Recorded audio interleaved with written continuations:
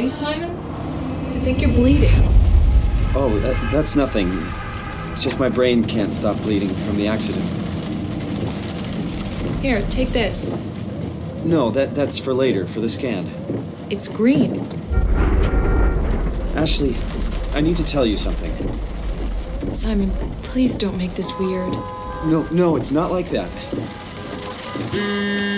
Why now? Who's David Munchie?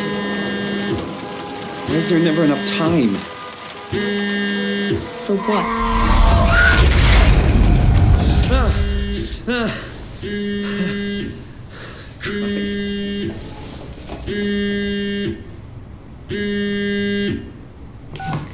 Yeah, I'm up.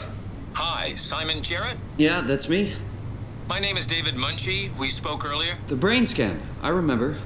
Are you all right? Yeah, just a bad dream. Are we still on for today? Yeah, that's why I'm calling. I wanted to remind you to drink the tracer fluid I sent you. It'll help me capture a better image of the damages. Don't worry, I got it somewhere. Okay, great. Well, I'll see you in a couple of hours then. Okay, see you soon. Hello, Dazzle. Thanks for coming and hanging out with me today. I am glad that you are here. Today, I'm going to be talking about the game Soma. I will be digging into the story of the game, and there will be spoilers. So if you plan on playing the game, then I recommend that you come back to this video later. As the game starts out, you are introduced to your character, Simon Jarrett. He is the victim of a motor vehicle accident and has a traumatic brain injury. He is living in the year 2015. In an effort to find a way to heal his brain, he goes in to have his brain scanned by David Munchie. This scan is called a neurograph and is an exact copy of Simon's brain. It includes his personality and all his memories. But he dies. Well, sort of. What makes you the same person that you were yesterday? If you believe in a soul, then it might be that you woke up with the same soul as the person who went to sleep last night. But we have little reason to believe in souls. It can't be that the continuity of consciousness maintains you, because you didn't maintain that. You laid in your bed and slipped into sleep, losing conscious sense of yourself. Then you regained consciousness this morning. But is the person who regained consciousness this morning the same person who lost it last night? Summer's coming. How do we answer this? Good one. If you do not have a soul, then it must be either physical continuity or psychological continuity that makes us the same person. Physical continuity is the idea that it is having the same brain that makes us the same person over time. However, our personality or memory might change. Psychological continuity claims that it is having a large enough set of overlapping memories and personality traits that makes us the same person. But both these ideas are problematic, especially for Simon. But we'll get to that. You are not who you believe yourself to be. What most of us believe is common sense about morality makes each of us worse off. These are each implications of the central themes in Derek Parfit's famous monograph, Reasons and Persons. Parfit's book is about ethics, about what we have reason to do, not the more abstract philosophical questions about what we can know about ethics or whether ethical statements can be objectively true or false. In the end, Parfit concluded that neither continuity offered us much claim to our personal identity, but that we also don't need it. Rather, that it is survival and adapting to how things are that is needed, rather than a sacred sense of self.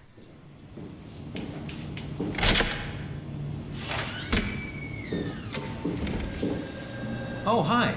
Didn't hear you come in. Simon Jarrett, right? Dr. Munchie? Well, it's just Mr. Munchie, but I'm working on it. Actually, you're helping me right now. Is this part of your thesis work? Yeah, it's a study I'm doing with my colleague Paul Berg. We hope to design a gentle way to work with brain reconstruction to help people like you. Oh, did you take the tracer fluid? Yes I did. Great. Well, we can start whenever you're ready. So, what exactly are we doing? We're going to do a scan of your brain. Then we build a computer model of it and bombard it with stimuli. The program will help us to quickly iterate your treatment plan until it's fully optimized. In short, develop the perfect treatment for your condition. So it's not just a study, this will actually help me. I should hope so. Otherwise, this would be a huge waste of time. You know I have a serious condition, right? You heard about the car crash, the X months to live deal? Yes, I heard. Must be hard having to hear that.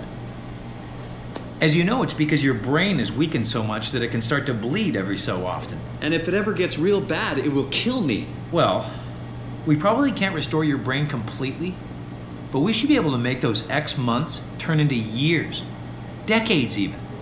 And if you take care of yourself and don't do anything too crazy, we should be able to get you to outlive the best of us. I really hope you're right about this. Me too. This could make a huge difference for how we treat people with brain damage. So, what do you say? Should we get going? Sure. Let's get started. Take a seat.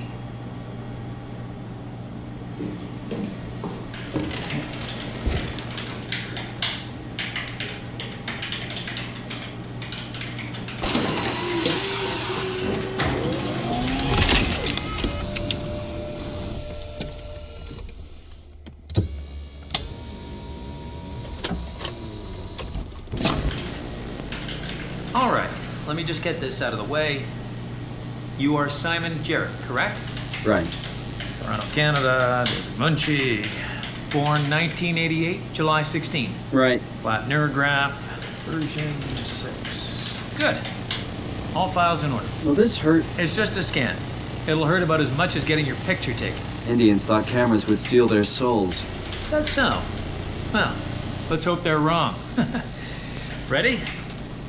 Say cheese.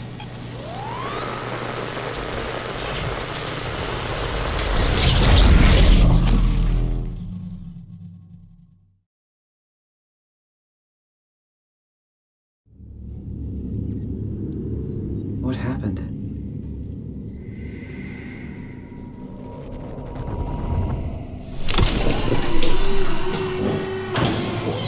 Hello?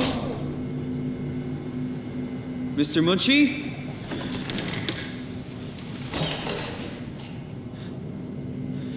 Did something go wrong?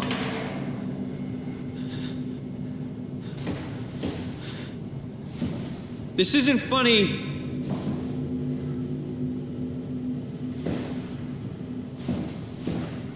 I'm not supposed to put myself in...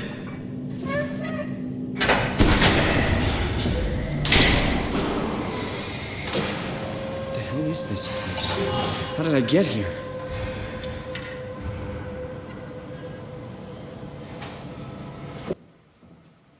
A copy of the neurograph of Simon Jarrett's brain is downloaded into a new body. Because he is now living within a new body, the question of physical continuity is immediately irrelevant for him. He no longer possesses the brain that he was born with. Now Simon finds himself in 2104. It is the apocalypse, and he must help Catherine Chun save humanity.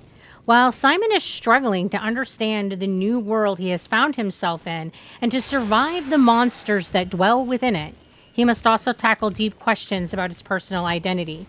As he moves through Pathos 2, he quickly begins to discover that he is not alone in his identity crisis. It appears that all of humanity shares his fate.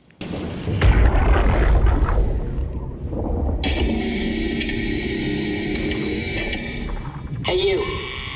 Can you talk? Can you talk like the others? Why are you like this? You want some structure, Joe? Yeah, you do. So weird. Doesn't make any sense. I'm gonna shut you down now, okay? Yeah. You're creepy as hell, so I'm gonna shut you down. It doesn't take long before Simon is required to make his first choice. All throughout the game, Simon must choose whether or not other creatures should be allowed to live or if they should die.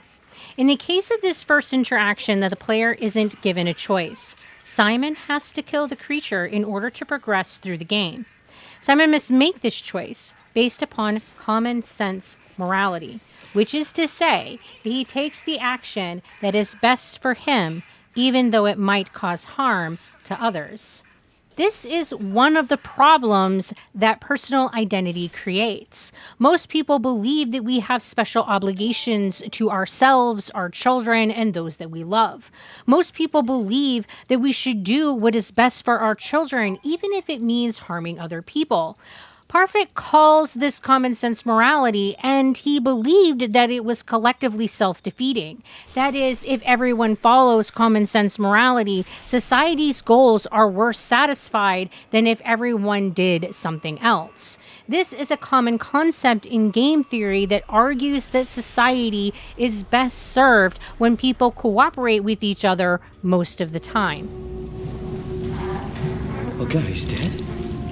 He's dead. What the hell happened to you? What are you? Are you blind? It's me. Carl Semke. Wrangler? Any of this sound familiar to you? No, actually. Well, thanks for being so helpful. It's not like I'm knocked out on the floor or anything. In meeting Carl Semken, we learned that many of the characters in Pathos 2 are experiencing psychological continuity so profoundly that they are not even capable of understanding that they have lost physical continuity. It is during this interaction that we are given some of our first clues that Simon is the same as Carl. At this point in the game, Simon cannot see Carl as being human. He sees only a robot. But the manner in which Carl interacts with him challenges the way that Simon perceives reality.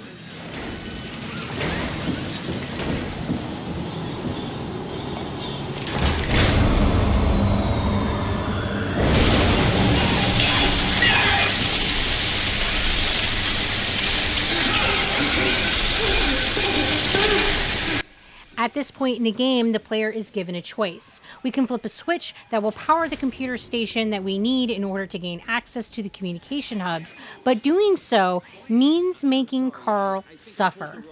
Or we can leave him and find another way. If you flip that switch, you can move through Pathos 2 without having to face the robot monster. If you use the other way, you can spare Carl, but you have to face the robot monster. This is clearly a point where the player is asked if they are going to make the common sense morality choice, or if they're going to act for the greater good. Hey, are you there? I found the dome ceiling. Oh, that's better. Simon, was it? Simon Jarrett. Hi, Simon. I'm Catherine. Have you figured out what's going on yet? Me? I was hoping you'd have some answers. I probably have some. What do you want to know? Where do you even begin? I mean, what is this place? How did I get here? And why do the robots talk like they're people? Well, you're at Upsilon, clearly. Have you never been there before? Where did you work? The Grimoire in Toronto. Is that really important? No, I mean, where did you work at Pathos 2? I don't know what that is. That's unexpected. Did you come directly from Toronto? Yeah, I did. And it was very unexpected. Have you seen any people? Like staff or field technicians? Only robots, crazy ones. This is also strange. You're telling me.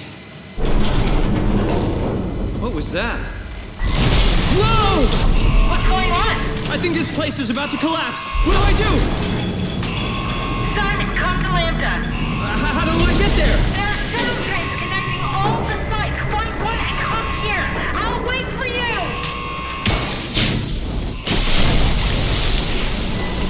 Shit!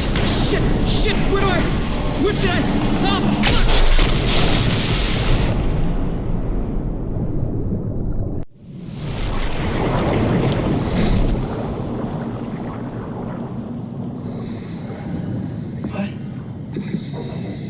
What the hell? How is this possible? This is insane! Simon is so desperate to maintain his sense of personal identity that he denies it even when he is presented with hard evidence that he has lost physical continuity.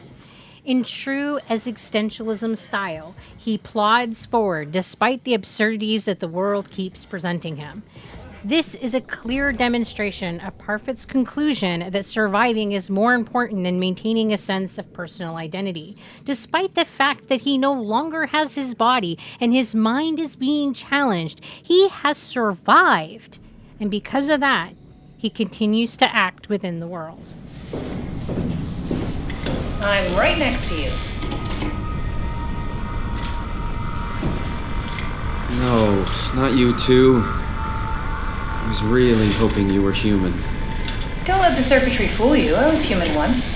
Can't take any more. Everything's fucked. I give up. There's nothing left. Calm down. It's not the end of the world. You sure? It sure as hell looks like it. For all I know, there's no one left except for me. What do you mean? I'm right here. Don't take this the wrong way, but I meant any humans left except for me. Have you looked at yourself lately? You're a walking, talking diving suit with some electronics slapped on for good measure. I don't. You don't want to think about it? We'll start thinking about it. I don't want to do this anymore. I don't want to be this. I want out. Before you do anything hasty, could you help me with something? What? I was trying to find out what happened with my project when that brute knocked me to the ground. Your project? How could anything possibly matter when you know you're a stupid robot in a stupid dead world? Okay, focus. I need you to fix me so I can get back to work. Then you can sulk as much as you want. You gotta be kidding, right? I think I have a better chance of building myself a time machine than of putting you back together. I just need to access the computer. Oh, is that an Omnitool you're carrying? Oh, the door opener? I picked it up at Upsilon where I woke up. That'll have to do. Plug it into the terminal. Sure, whatever. When the Omnitool is loaded, just plug my Cortex chip into the tool. What's a Cortex chip? It will be obvious. I'll eject it for you. Just grab the chip and slide it into the Omnitool.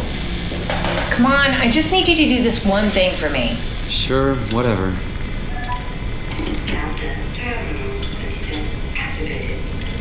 The Omnitool is ready now.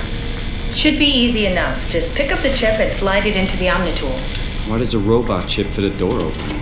It's standardized connection. Catherine? Alright, let's give this a try.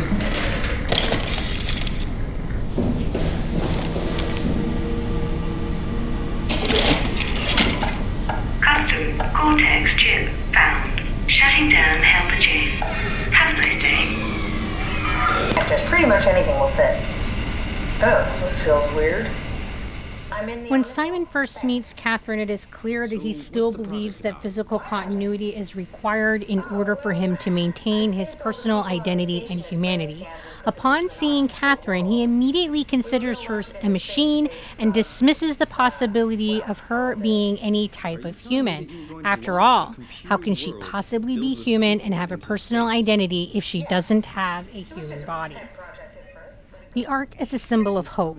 The Ark represents the only way for Simon to escape the apocalypse. Because of this, he decides that he is going to take up the project and try to launch the Ark into space. Now that he has considered saving humanity within a virtual world, he begins to consider the possibility of other types of human nature. Could he board the Ark and keep being human? So, it's doing something at least. Where is it? Hold on, I'm trying to find it. Please let me safe.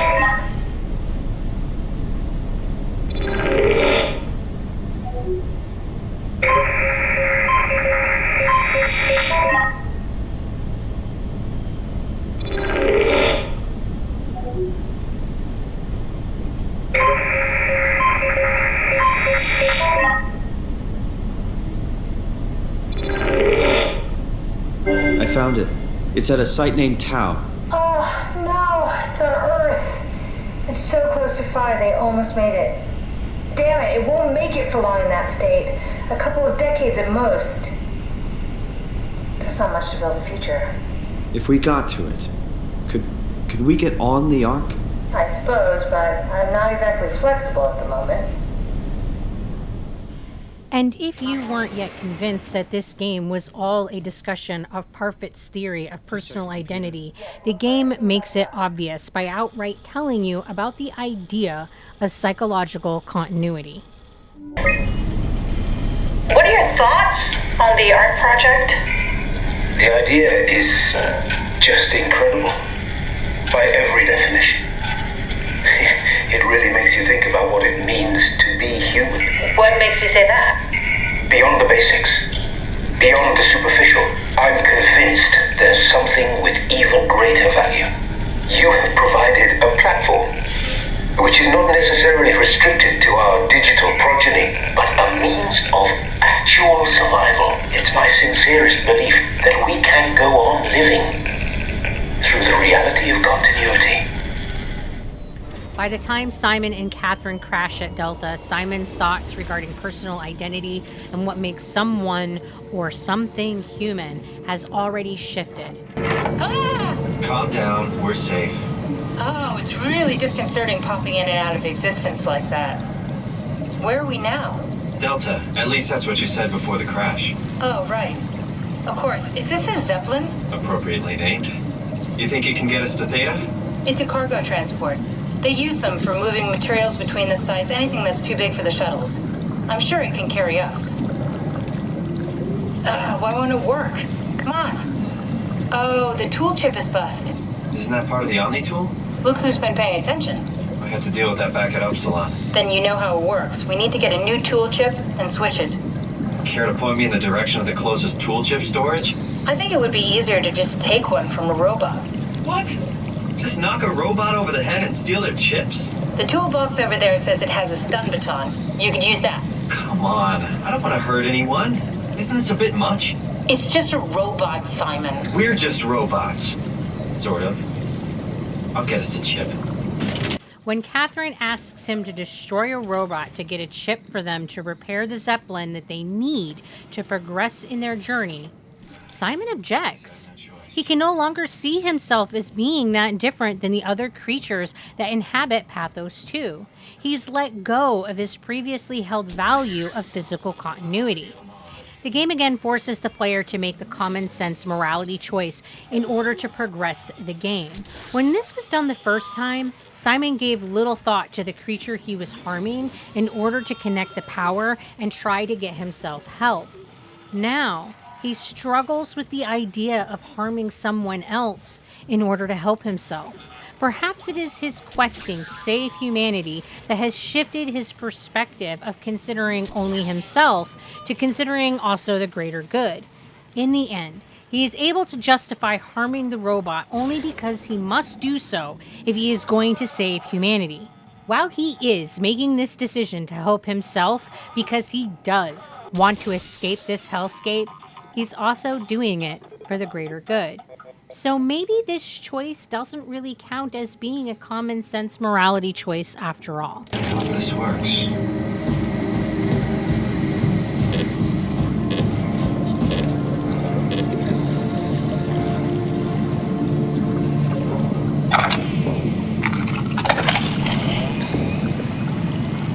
Thanks, Simon. Don't be mad, okay?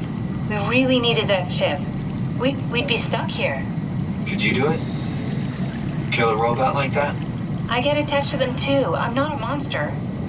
But in this case, it had to be done. Is there a difference between them? I went for the small one. No! Not a Kate! Those are so cute! What? Don't worry. They're dumber than rocks. You're the worst.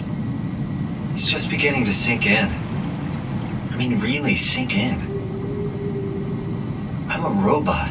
Didn't we cover this already? I guess I've known ever since I woke up at Upsilon. I just keep suppressing it. Like my brain doesn't want me to think about it. It's really getting hard not to think about it. Yeah. Could you maybe hit that switch over there so we could get moving? Oh, yeah, sure. Just in case the first reference to continuity was too vague, the game brings the topic up again. This time, it does so rather overtly. Upon arriving at Theta, this becomes a common thread in the story nuggets available for you to find. But the real gems are those that are found in the room of Mark Serang. Dear friends, when you read this, I will have entered the Ark. As I've explained, this is accomplished by ceasing to live as your scan is being completed. To not frighten Catherine, I will do this in secret by folding cyanide salts into chewing gum and placing it in my mouth before seeing her. When I hear her announce completion, I will bite down quickly, causing my own demise. When you discover the truth behind my death, know there is no tragedy to mourn, for I am victorious. I advise you all to do the same and join me inside the Ark. Sincerely, Mark Sarang.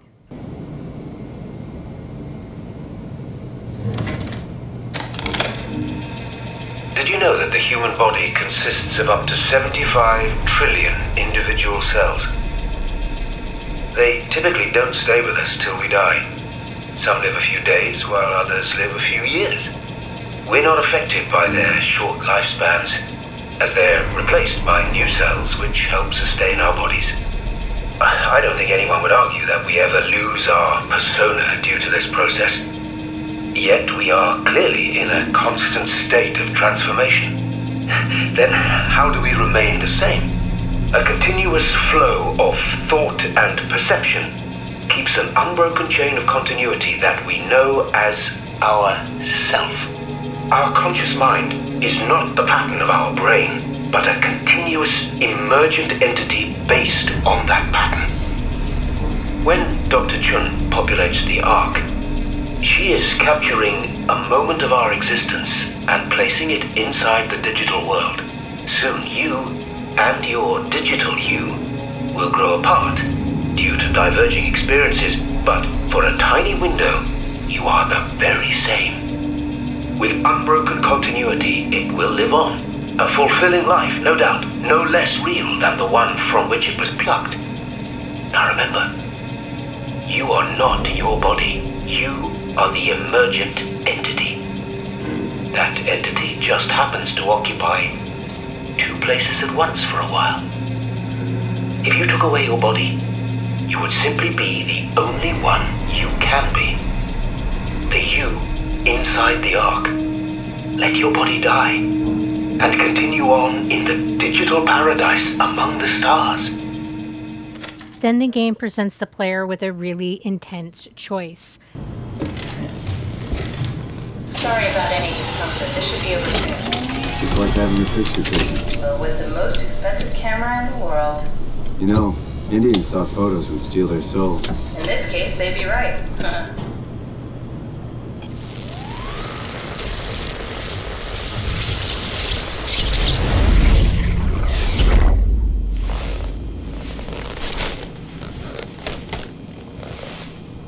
There must be something wrong. Can't you run a diagnosis or something? What was that? No, it's just... Why was it still talking? It's the same like before. Catherine, why was he still talking? That's how it works, you know that. What do you mean? You know it's not magic. You were copied. The sleeping Simon in the seat was copied, and now you are here, just like Simon lived on in Toronto. God damn you, Kath. Two Simons? There can't be two Simons. What did you think would happen? That you were gonna take my mind and put it into another body, like a brain transplant. I'm sorry, it wouldn't work that way. You realize how messed up this is? Please, I didn't mean to upset you. How did you expect me to react to this shit? Please stop. You're fucking disgusting. What's gonna happen to him? He'll sleep for a while, a few days. And then what? Wake up in this fucking nightmare again? All alone? So cruel. Well, what do you want me to do with him? Make friends? Let him know that we have to leave him behind when we go into the abyss? What if he didn't need to wake up? You'd do that? I don't know. Maybe. There. I set it up for you. Hit the switch if you want to drain his battery. He'll die within a minute. I'd rather not stay plugged in any longer.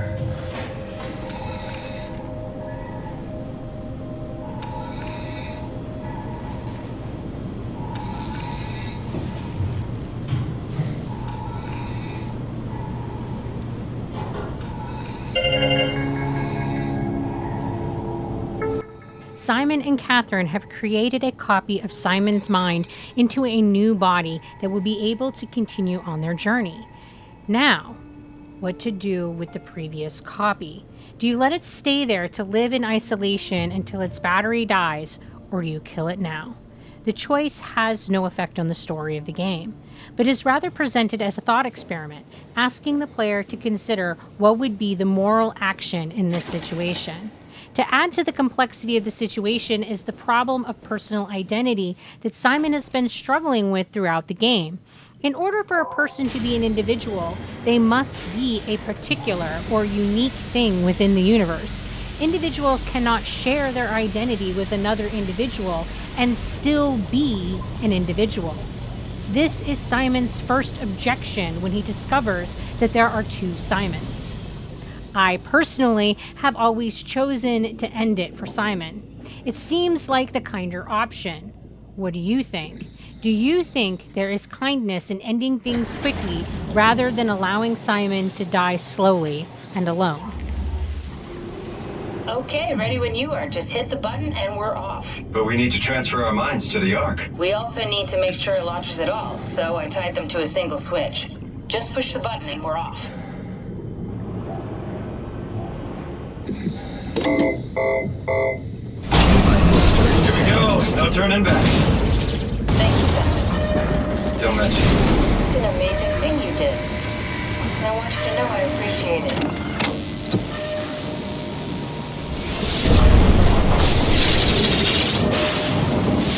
Time, 20 seconds. What's the matter with the upload? Just give it a second. Thought you guys would have better bandwidth.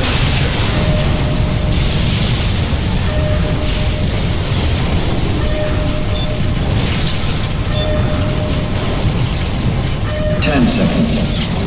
9, 8, 7, 6. You gotta be kidding me!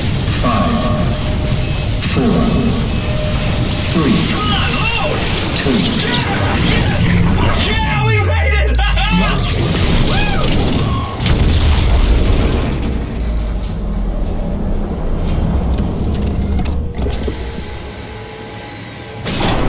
I'm still here. I'm still here. Catherine? Catherine? I'm here. What the hell happened? What went wrong? Nothing. They're out there, among the stars. We're here. No. We were getting on the Ark. I saw it. It finished loading just before it launched. Yeah, I saw. Then why are we still here? Simon, I can't keep telling you how it works. You won't listen. You know why we're here. You were copied onto the Ark. You just didn't carry over. You lost the coin toss. We both did. Just like Simon at Omicron, just like the man who died in Toronto 100 years ago. No. This is bullshit. We came all this way. We launched the Ark. I know it sucks, but our copies are up there. Catherine and Simon are both safe on the Ark. Be happy for them. Are you crazy? We're gonna die down here with those fuckers living at large on a spaceship. They're not us. They're not us. I'm sorry you feel that way, Simon. I'm proud of what we did. We made sure that something of the hundreds of thousands of years of human history survives, that something lives on. No. Fuck this. Fuck this. Fuck you. Fuck you, Catherine. You lied. And I believed in you. I trusted you. You said we're getting on the fucking Ark. We are on the Ark, you idiot. I didn't lie. I can't be responsible for your goddamn ignorance. You Fuck! Catherine? Please don't leave me alone. Catherine? Catherine?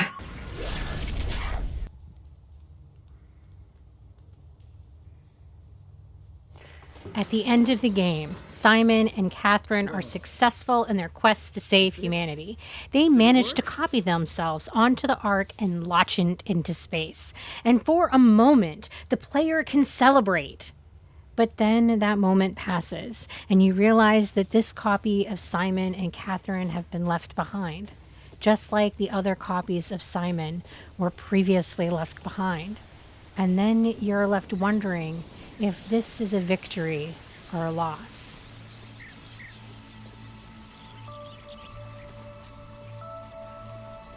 For those who assess this ending with common sense morality, the conclusion will be that Simon and Catherine lost.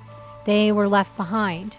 Catherine's console short circuits, and Simon is left to spend however much time he has left alone and in the dark. On the other hand, if this ending is viewed through the lens of utilitarianism, then it is a victory. A version of Catherine and Simon sacrificed themselves for the greater good, and because of that, humanity gets to continue to exist. Catherine? Catherine! I can't believe we actually made it. Well, we did. I'm so relieved. It's okay, Simon. Everything's all right now.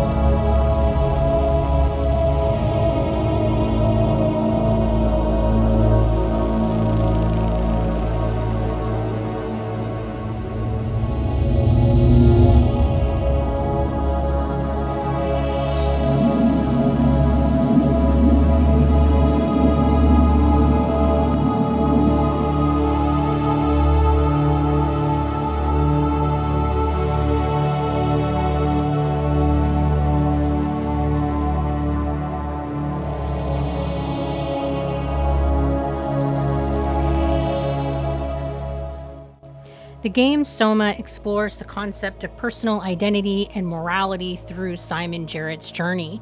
After a brain scan, Simon's consciousness is transferred to a new body, raising questions about continuity and what defines a person. Throughout the game, Simon faces moral dilemmas and must confront his understanding of self. As the story unfolds, he grapples with choices that challenge common sense morality, ultimately leading to a thought-provoking ending.